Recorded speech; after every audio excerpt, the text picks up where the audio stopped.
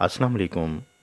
नाजो एक भोली भाली मासूम सूरत, रोशन चेहरा, तीखे नकोश, लंबा कद और कसरती जिस्म की मालिक 16 साल हसीन दोशीज़ा थी। इस उम्र में भी उसने खूब कद काठ और रंग रूप निकाल लिया था, मगर अभी तक उसकी आदतें मासूम बच्चों जैसी थीं। गो के सुगड़पन उसमें कूट कूट कर भरा हुआ था। नाजो वालदैन की लाडली बेटी थी। एक भाई उससे बड़ा और दूसरा छोटा था। उसका वालिद गांव का एक बड़ा जमींदार था। गर्मियों के अय्याम में नाजो अपनी सहेलियों के हमरा बोहड़ के एक बड़े दरख्त के नीचे खेला करती थीं। इन मासूम बच्चियों का दिन का बेशतर वक्त यहाँ पर गुजरता, जहाँ सब सखियाँ मिलकर अपना सबक याद करतीं, सिलाई कढ़ाई का काम सीखतीं, कपड़े पर रंगदार धागे के मुख्तलिफ फूल बूटे बनातीं, चादरें, सरहाने और तकियों के कवर पर खूबसूरत कढ़ाई की जाती। इस काम से थकती तो खेलना शुरू कर देती, हंसी मजाक करती और गप्पें लगाती। बाद दफ़ा गानों का दौर भी चलता और लतीफ़ों से खूब महसूस होती। एक रोज़ हिस्बे मामूल वो सब लड़कियां वहाँ खेल रही थीं कि करीबी ज्वार की फसल में सरसराहट महसूस हुई। नाजो, जो अपनी तमाम सहेलियों में ऊंचे लंबे कद और ज़हीन लड़की थी, वो इस सरसराहट से फौरी तौर पर चौकन्ना हो गई। उसने ऊपर उठकर देखा तो खेत की दूसरी तरफ से फसल हिलने लगी। कोई चीज़ हरकत कर रही थी और वो उन लड़कियों की जानिब आ रही थी। ये मंजर देखकर नाजो को बचपन का एक वाकया याद आ गया। जब वो छोटी सी थी तो एक रोज़ यकदम शोर उठा कि फसल में सूअर घुस आए हैं। सब गांव वाले उस तरफ भागे ताकि सूअरों को मार दें या भगा दें, क्योंकि वो फसल को बेतहाशा नुकसान पहुंचाते थे। नाजो उस वक्त छोटी सी बच्ची थी। वो जिद करने लगी कि उसने भी सूअर का शिकार देखना है। वो अपने अब्बा के कांधों पर सवार हो गई और बाप बेटी उस तरफ चल दिए। गांव के लोगों ने नेज़े, भाले और कुल्हाड़ियां उठाई हुई थीं। कुत्ते भी उनके साथ थे।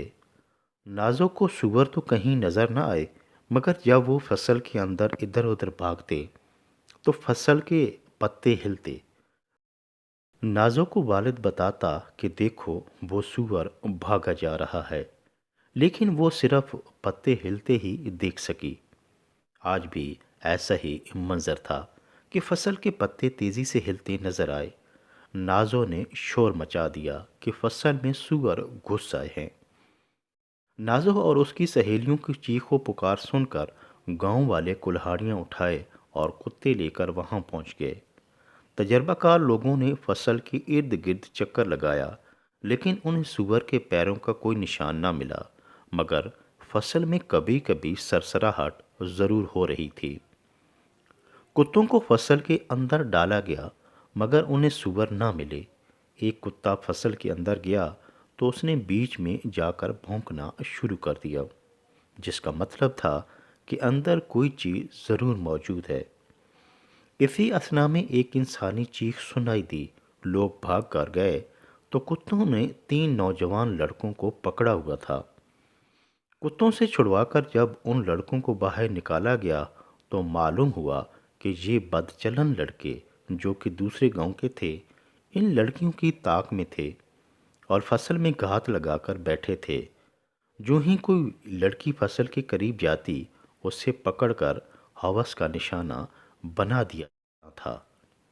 खूबसूरत नाजो उनकी हिट लिस्ट पर थी। गांव वाले ने इन बदमाशों को पकड़कर खूब मारा पीटा और उन्हें कैद कर दिया। उनके वालिदैन को इतला दी गई, जिन्होंने बहुत मिन्नत तरले किए, जिसके बाद इस शर्त पर छोड़ा गया कि इनका कभी कोई लड़का इस गांव की तरफ नहीं आएगा। यूं नाजो की होशियारी और जहानत से उन सब की इज्जतें महफूज रहीं। सब गांव वालों ने शुक्र अदा किया कि बच्चियों की इज्जत महफूज रहीं। सूअर फसलें तबाह कर देते थे, मगर आज इंसानी शक्ल में मौजूद इन सूअरों ने गांव वालों की नस्लों को तबाह कर देना था। گاؤں کی سب عورتیں نازو کے گھر آ کر اس کا شکریہ ادا کرنے لگیں کہ جس کی سمجھداری نے انہیں بڑے سانحے سے بچا لیا تھا اور معصوم لڑکیاں محفوظ رہیں۔ عورت اگر ہوشیاری اور عقلمندی کا مظاہرہ کرے تو کسی مرد کی جرت نہیں کہ وہ اس کی طرف آنکھ اٹھا کر بھی دیکھے۔